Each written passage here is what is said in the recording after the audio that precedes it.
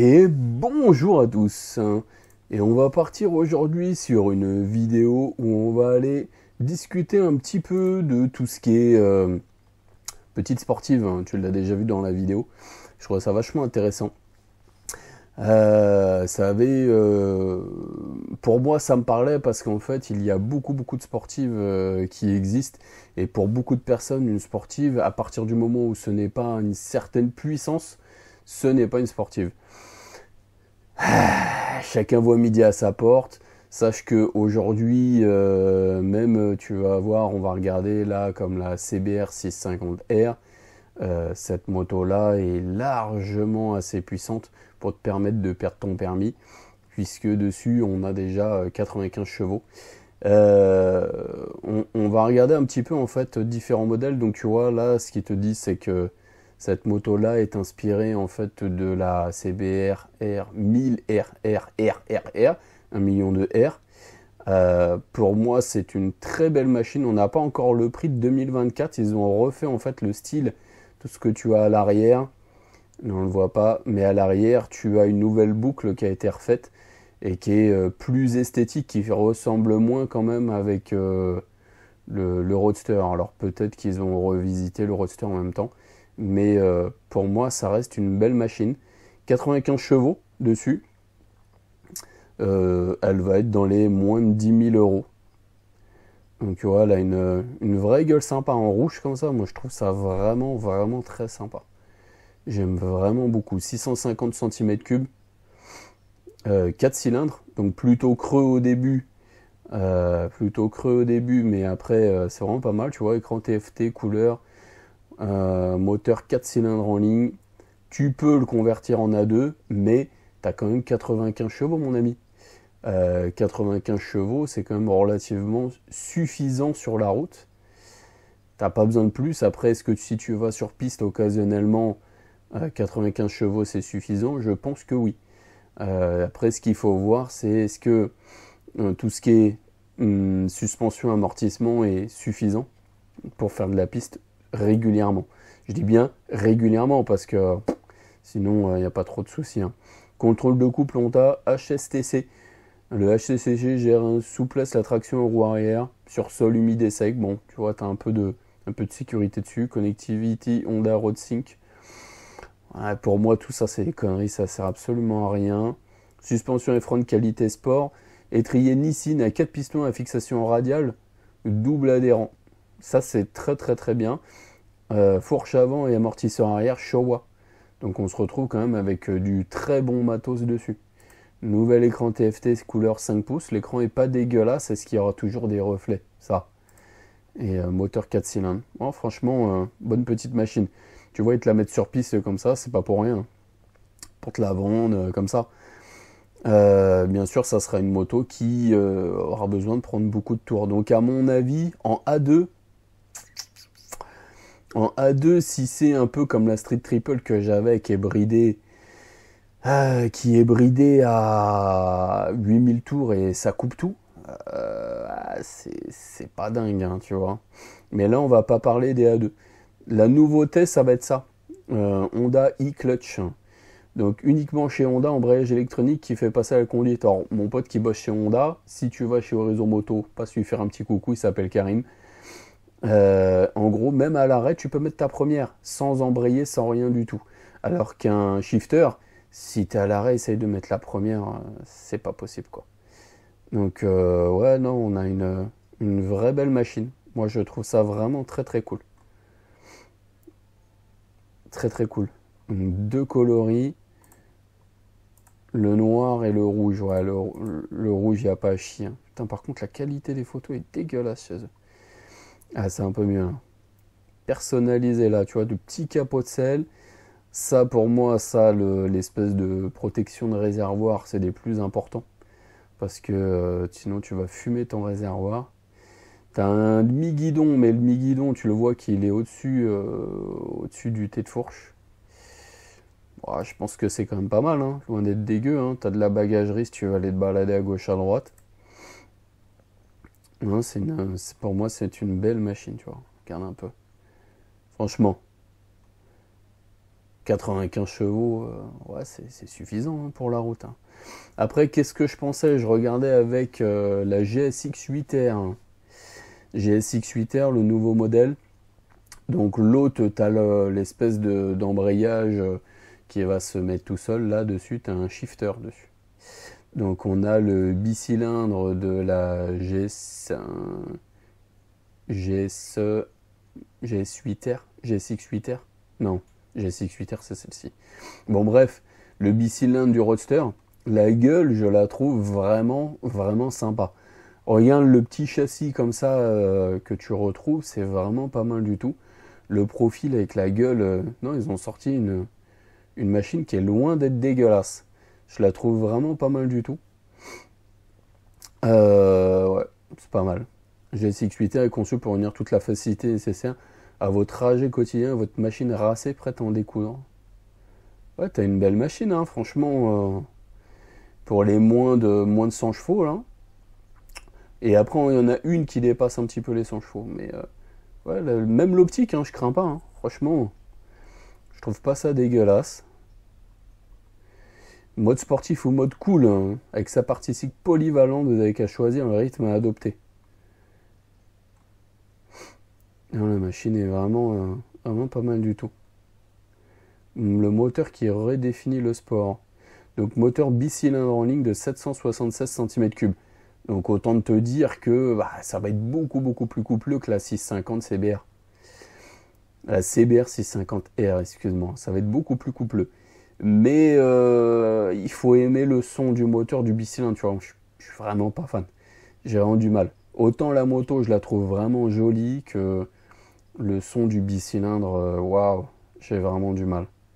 Je pourrais te le mettre là, mais pas envie. Mais le son, ouais, la moto est belle, mais le son, le moteur, pour moi, quand tu achètes une moto, tu vois, c'est un tout. C'est un truc, une esthétique, un son de moteur, faut que tout, en fait, soit sympa, tu vois. Qu'il y ait un tout qui te plaise, en fait. Donc après, tu as les systèmes de contrôle traction, proposent 3 modes. Tu vas avoir tes trucs habituels de pluie, road, machin. Tu as le shifter up and down. Je pensais que c'était que en montée, mais non, c'est en montée en descente. On a une belle machine, hein, et le bleu est vraiment très beau. J'avais vu leur Roadster, là, le nouveau Roadster, et j'ai un trou de mémoire sur le nom, et ouais, c'est vrai qu'il est sympa. C'est vrai qu'il est sympa. La palette de couleurs, noir, métallique mat, c'est vraiment pas ouf. Et le bleu est vraiment cool. Ouais, le bleu est vraiment sympa. La bavette, elle est immense. Ils la font courte comme. J'ai déjà vu des commentaires qui disaient ouais, ils font des arrières qui sont tronqués, mais derrière ils te sortent des bavettes de l'espace. Alors je pense que c'est légalement, ils sont obligés, à mon avis, de te mettre ça. Et puis à mon avis, tu prends une douche. Hein. La Street Triple, j'avais toute la flotte qui a remonté sur le dos, sur le sac, tout ce que tu veux. C'était un vrai délire. Mais ça, 84 chevaux, bicylindre. 84 chevaux, bicylindre. Le son redoutable, tu vois. Faut aimer, hein. Je suis pas très fan. Est-ce que je peux l'entendre?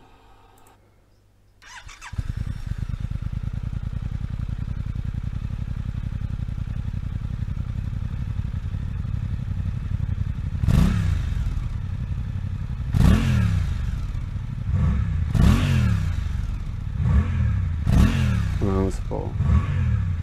Ça fait pas le son d'une sportive pour moi. Pour moi, ça fait pas le son d'une sportive, tu vois. C'est pas comme ça. Ça fait pas un son comme ça. Après, bon, chacun voit midi à sa porte. Hein. Mais bon, je suis pas trop fan. Fourche inversée Hitachi. Fourche inversée Hitachi Astemo de chez Showa. La partie arrière, amortisseur Showa ajustable manuellement en précharge.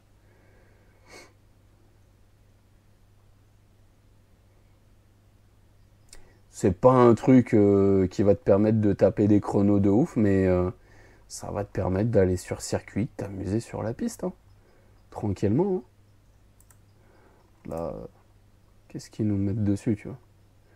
Petit shifter. En noir, elle est bizarre hein, quand même. Hein. C'est pas ouf. Hein. Ouais, c'est pas mal. La gueule est vraiment cool. C'est dommage, je trouve vraiment dommage le côté bicylindre, mais c'est parce que moi je préfère les sons des 3 cylindres ou des 4 cylindres. Le bicylindre, tout ce qui est MT-07, tout ça, j'ai vraiment du mal. Après, je sais qu'il y en a qui aiment bien, mais bon, je suis vraiment pas fan. Qu'est-ce qu'on a après? Ah, celle où tout le monde crache dessus. La Daytona, la 660. C'est une honte, on appelle ça une Daytona. 660, c'est pas normal. C'est une 660, c'est même pas une sportive. Ah, c'est une sportive, frérot. C'est une sportive, hein. C'est une sportive qui te convient pas parce que elle a pas une conduite ultra agressive. Parce que pareil que les deux autres, tu vas avoir tes guidons qui vont être au-dessus de ton tête de fourche. T'as un moteur 660 cm3 pour une moto avec un poids qui est assez retenu. Qu'est-ce qu'on va avoir dessus? Daytona 660. Présentation. Déjà, t'as toujours pas de prix. Mais on sait que ça va être 10 000 euros en gros. En blanche comme ça, je suis pas très fan. Comme ça, elle est pas dégueu. En noir et gris, j'aime bien. En noir et rouge, ça va donner quoi?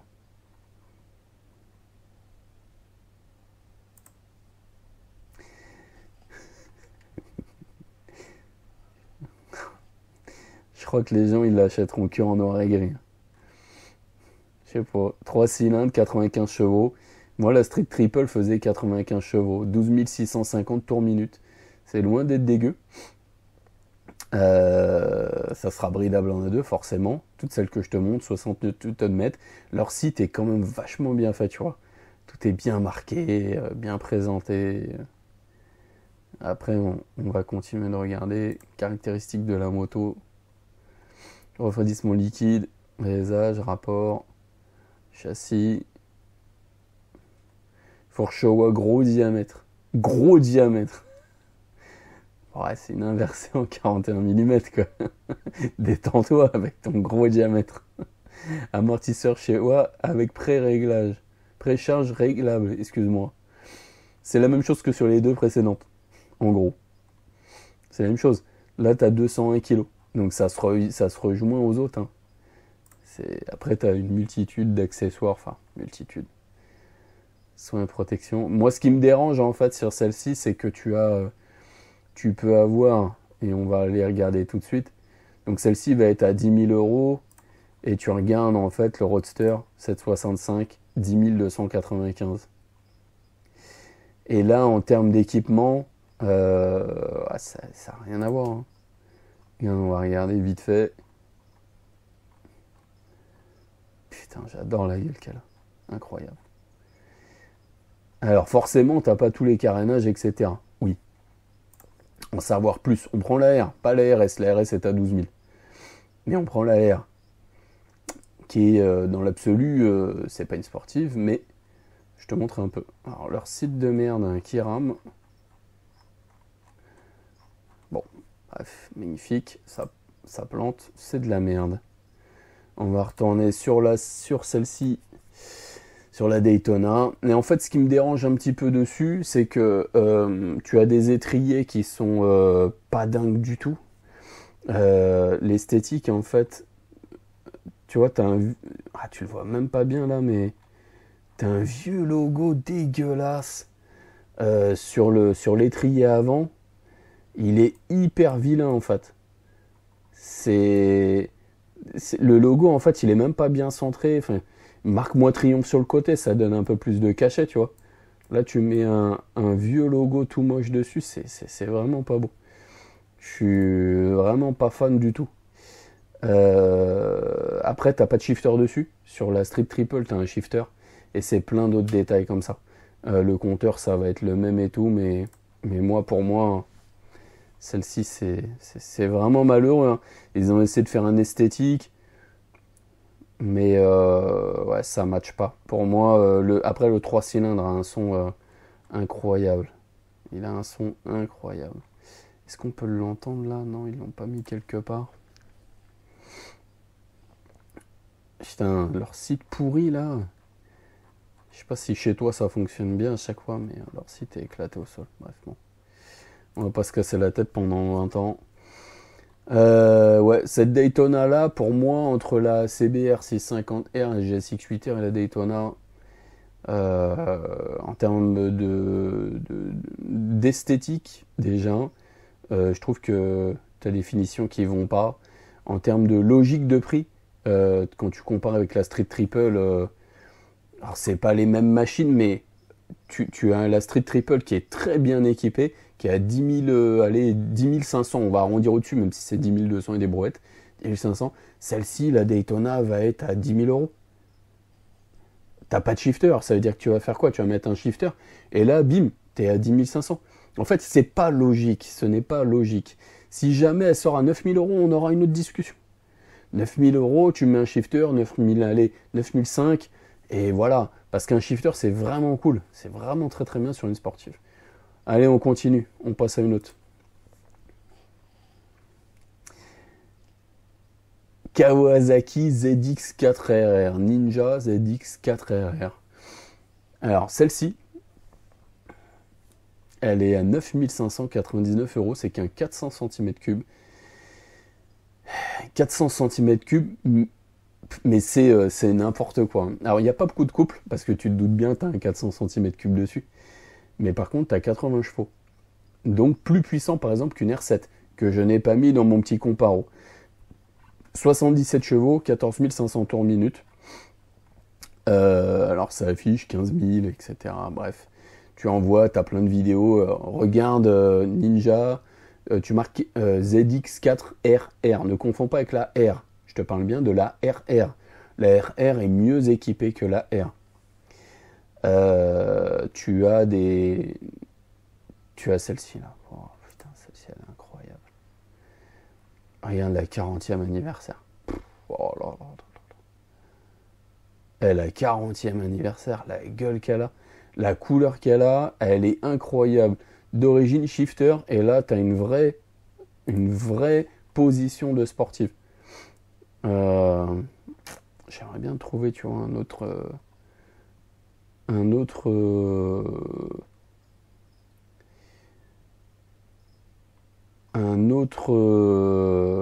truc, mais je ne trouve pas.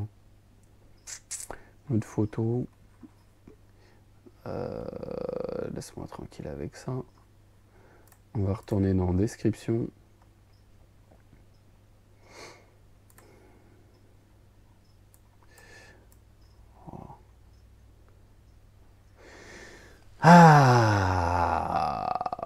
Ouais, on a une bonne machine. Tu as des essayeurs qui l'ont pris pour aller sur piste. Tu as une vidéo avec Lord Puma qui a été laissé sur piste et qui a dit que ouais, c'est une moto qui est incroyable en fait. La machine est vraiment très très intéressante. La signature lumineuse dessus, tu as que de la LED dessus et avec des clignotants qui sont directement incorporés. Tu les vois, ils sont là, directement incorporés. Alors que si tu reprends la Daytona, c'est à côté. C'est à côté. Et la mémère, celle-ci. Bah, ils sont où tes clignots, ma grande? Ah, ils sont là, tu vois. Alors, c'est les plus disgracieux. C'est moins esthétique. Alors que là, tu vois, ils sont vraiment directement incorporés dessus. Pour moi, c'est vraiment celle qui fait le plus sportive des 4 que je t'ai montré là. Maintenant, qui va vouloir acheter un 400 cm3 hein? Déjà que certains se disent waouh, 650 cm3, c'est pas une vraie sportive, ça fait 95 chevaux. Celle-ci, on fait que 80 avec le RAM. Donc tu te retrouves avec, pour moi, une machine que je trouve le son, écoute-le, hein, le son est incroyable. Moi, je suis tombé amoureux de cette machine, je la trouve incroyable. Donc je suis pas forcément des plus objectifs dessus. Mais tu vois, cadre tri avec équilibre de rigidité optimisé. Conçu à l'aide de l'analyse de rigidité dynamique avancée de Kawasaki, ce quatrième en acier à haute résistance offre l'équilibre requis. Ah, haute précision. Vu que ton moteur est léger, ta machine fait 190 kg, tout plein fait. Tout plein fait. Quick shifter. Donc il est en montée en descente. Dessus. Permet de monter et descendre les rapports à la volée. on est à 10 000 balles, même pas. Si tu prends la version normale, tu es à 10 000 euros. 10 500. Admission forcée RAM R, conçue en tirant parti des enseignements de la Ninja H2. Donc en gros, ça te rajoute 3 chevaux. Bon, c'est pas le truc qui va te changer la vie, mais tous ceux qui ont essayé trouvaient que plus tu accélères, plus ça envoie la sauce. La fourche inversée 37 mm, donc elle a une toute petite fourche inversée comparée aux autres parce que les autres font du 41. Tac tac tac, avec un composant interne SFF BP, procurer toute la fois les performances le suspension interne Blacklink qui apporte la progressivité, dispose d'une capacité de réglage accrue. La forge de la Ninja comporte le précharge du ressort réglable, donc ta fourche est réglable aussi. C'est con, qui touchera peut-être pas, mais c'est réglable. Est équipé d'un amortisseur arrière Showa Light du même type que celui de la ZX10R. C'est le même type, c'est pas le même, hein, t'emballes pas. 2 disques de frein avant 280 sur les étriers monobloc à montage radial. Procure une puissance de freinage sûre. Ouais, pour moi, franchement, c'est une machine. Ouais, je la trouve vraiment très très stylée. Donc là, on est à moins de 9 000 euros. Je t'avouerai que tiens, j'ai pas mis la Yamaha, on va aller le faire instantanément. Yamaha, je te trouve ça. Le modèle moto. Nos motos.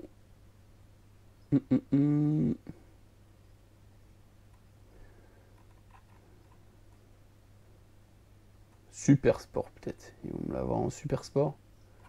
Voilà, tac, elle est là. Alors, 10 000 balles. 10 000 balles, accepter les cookies. J'avoue que la R7 a une vraie gueule. Alors, j'aime pas trop l'optique qui est au centre comme ça. Mais, ouais. Elle a une vraie gueule sportive. Une vraie tête de sportive. Ouais. Elle est loin d'être moche. Mais c'est cette optique-là que j'ai du mal. Autant ceux qui sont sur les côtés, j'aime bien. Mais alors le central... ouais, je suis pas fan du tout du central. On a nos clignots qui vont être pareil sur les côtés. Ils ne sont pas incorporés. Tu l'as que sur la Kawa, les clignots incorporés. Donc là, on a le bicylindre. Tac, tac, tac. Alors, moteur CP2, ils en peuvent plus de leur moteur, 73 chevaux. Voilà pourquoi je t'ai mis la ZX4RR aussi, parce que la ZX4RR fait 80 chevaux. Donc elle est plus puissante que celle-ci. Et elle prendra plus de tours, parce qu'un 4 cylindres prend plus de tours. Design caractéristique, tu vois, tu as tes clignots qui sont là. Sur les images, c'est marrant, parce que sur les images de piste, ils les ont pas mis. C'est très disgracieux, je trouve. Pas beau du tout, sur les côtés, de rajouter ça. Si c'était directement incorporé dessus, ce serait un peu plus esthétique. Embrayage AES pour une maîtrise accrue. La R7 a première Yamaha moteur CP2 équipé d'un embrayage anti-dérive assisté, qui offre un passage de rapport plus fluide et empêche le sur-régime moteur et le blocage de la roue arrière. Pas mal, hein. La vraie position de sportive, avec les demi-guidons sous le tête de fourche. Vraie gueule de sportive. C'est une belle machine, hein. Très belle machine. Fourche inversée Kayaba. C'est pas, c'est pas ouf, hein, 41 mm. Je sais pas pourquoi je te dis Kayaba alors que c'est une KYB. Bref. Amortisseur arrière réglable à biellette. Ok. Je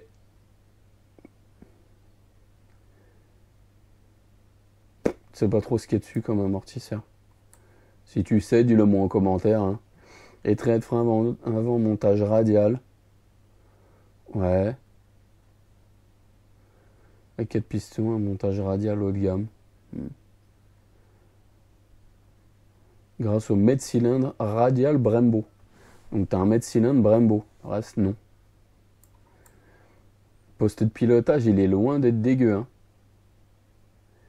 Il est loin d'être dégueu. Position de conduite sportive proche du châssis pour une agilité optimale. C'est pas mal du tout. Étrier Nissin à l'arrière, tu vois dessus. dessus, t'as quoi? Du 180 à l'arrière, 120 devant. C'est ce que j'avais sur la Street. Et d'ailleurs, sur les autres, c'est pareil. Je crois qu'il y a que sur la ZX 4RR où c'est du 160 à l'arrière. C'est plus petit. Système de passage rapide des rapports en option. En option. Donc t'es à 10 000 balles. T'es à 10 000 balles, mais tu vois, tu dois rajouter de l'argent pour avoir ton shifter. Malheureux. Malheureux, malheureux. Et je pense que la Daytona, ils se sont basés sur celle-ci pour essayer de faire un truc un peu sportif. Et qui vont se baser sur son prix pour te sortir ça. Pour te sortir un prix et te dire bah vas-y on va te mettre ça en option, etc. Bon bref, passons aux choses un peu plus, j'allais dire sérieuses. En fait le problème de cette machine là, ce qu'il va y avoir, c'est qu'elle a une gueule de sportive, mais que réellement elle est moins équipée et qu'elle va jouer sur le fait qu'elle ait un moteur qui soit réputé, où les gens aiment son moteur, donc ils vont partir sur ça et ils vont se dire ouais c'est une bonne machine. Alors c'est pas, il a pas du tout le même étagement de boîte, etc. que la MT-07. C'est ça qu'il faut pas oublier, parce que même si ce sont les mêmes moteurs que de Roadster, ce n'est pas les mêmes étagements à chaque fois. Là on va partir sur une autre. Allez, une que beaucoup de personnes aiment. Alors on monte en prix, et alors la dernière que je vais vous montrer, vous allez voir qu'on va monter encore en prix. Donc celle-ci, elle existe en bridé. Donc en fait, je comprends pas trop le concept. Je suis allé chez eux, ils avaient une édition limitée qui était magnifique, mais elle faisait 100 chevaux non bridable. Et ils en ont une autre qui fait 95 chevaux et qui est bridable. Je comprends pas trop. Donc tu as la RS660 Extrema, 13 499 €. Wow. Ouais. On va regarder un peu plus, tu vois, concernant celle-ci. Celle-ci, donc vraie petite sportive. Vraie petite sportive. Elle a une gueule que je trouve vraiment, vraiment magnifique. La colorer comme ça en acid gold, ils appellent ça. C'est vraiment machine très très belle. Je la trouve vraiment magnifique. Ça manque peut-être un peu d'écriture sur le côté du carénage, des trucs, un peu d'habillage quoi. Par contre les clignots, pareil c'est en option, on les voit pas. Hein. Ils sont comment les clignots?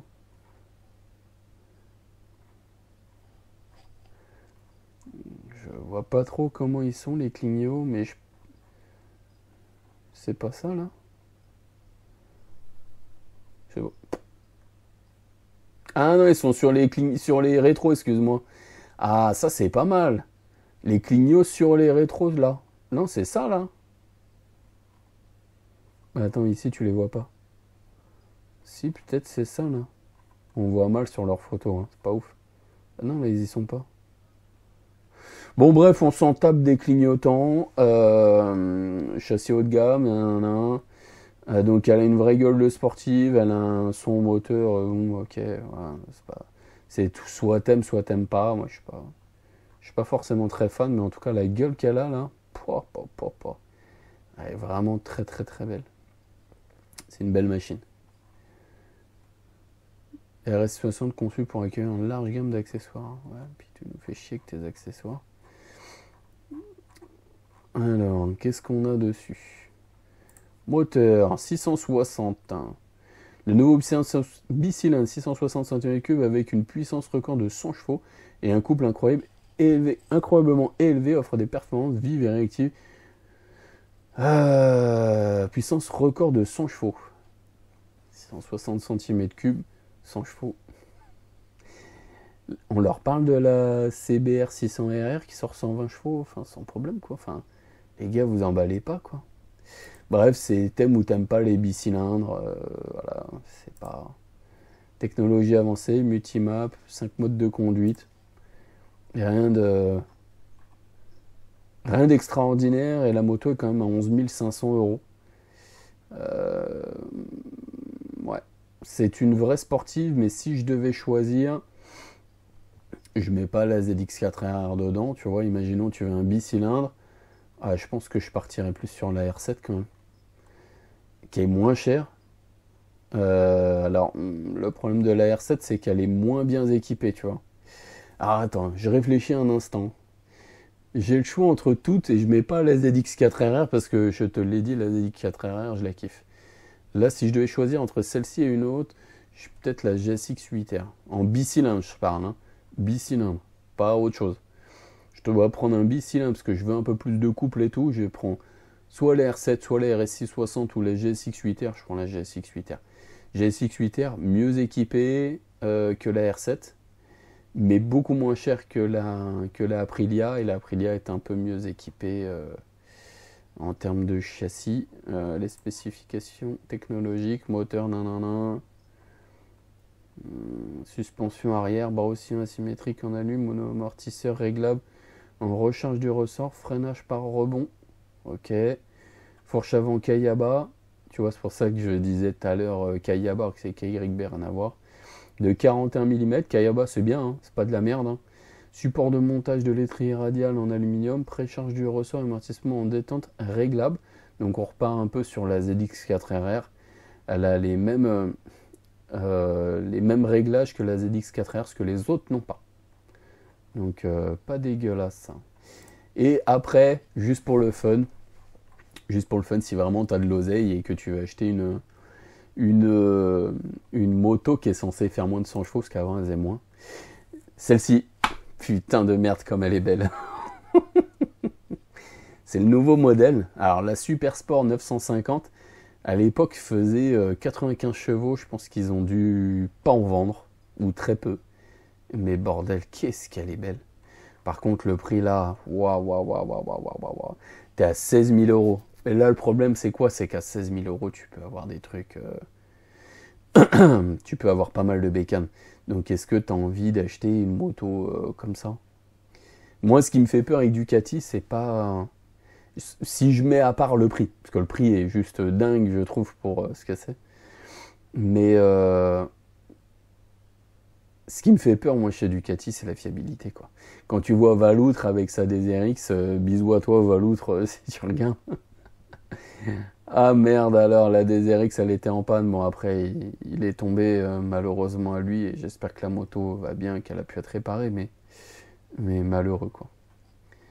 Donc là, on se retrouve avec quoi? Nanana, protection aérodynamique. Voilà, signature lumineuse, c'est magnifique. Là, on se retrouve du coup avec une Sport GT. Les demi-guidons qui sont au-dessus du pontet. Tu as encore pire, hein, parce que celle-ci, c'est un peu la entrée de gamme, tu vois. C'est un peu la Super Sport du pauvre. Tu as la 950S.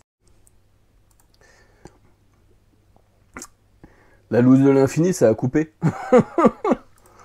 Le truc, il a coupé. Et donc, toujours est-il que pour finir avec tout ça, tu peux très bien avoir en dessous des 10 000 euros une petite sportive. On va dire petite sportive par la puissance, puisque ça reste des motos qui sont quand même assez conséquentes, où tu es entre 190 kg tout plein fait jusqu'à un peu plus de 200 kg. On a des motos qui sont de la CB650R, CBR 650R 4 cylindres, bicylindre, 3 cylindres, 4 cylindres, bicylindre, et bicylindre aussi pour la RS7, la R7. Moi, si je devais en prendre une, n'aimant pas le son des bicylindres, donc j'élimine la R7, que je trouve en plus un peu cher par rapport à d'autres, comme je t'ai déjà dit. Si je devais me faire donc si je devais éliminer, pour moi, donc j'élimine les bicylindres, donc j'enlève GSX-8R, R7, RS660 et la Super Sport. Donc ce qui me resterait, ça serait la Daytona, la ZX4RR et la CBR 650R. En termes de prix, je trouve que la Daytona est pas assez équipée par rapport aux autres et que je trouve que c'est pas forcément des plus intéressants. La CBR 650R, il me resterait celle-ci et celle-ci. En termes de prix, les deux sont à peu près équivalentes. On va être à 10 000 euros chacune, un petit peu moins de 10 000 euros. Et je pense que je me laisserai plus séduire par la ZX4RR avec son moteur rageur qui prend quasiment 15 000 tours minute. 15 000 tours minute. Juste un vrai délire. Ouais, ça me plaît bien. Je la trouve vraiment magnifique. Colorée et caractéristique. Ouais, vraiment une belle machine. J'aime beaucoup. J'aime beaucoup, j'aime beaucoup. À toi de me dire en commentaire directement ce que tu penses de tout ça, laquelle tu prendrais, pourquoi tu prendrais pas ça. Alors me sors pas, ouais c'est pas assez puissant, c'est pas machin, c'est pas truc. On fera peut-être d'autres vidéos avec différents autres types de motos, ça me plaît bien de faire des vidéos comme ça où on peut échanger un petit peu. Moi ce qui me plaît c'est d'échanger. Donc n'hésite pas à me dire en commentaire ce que tu penses, à t'abonner, à partager et on se retrouvera très bientôt pour d'autres vidéos. Allez, ciao ciao, à bientôt.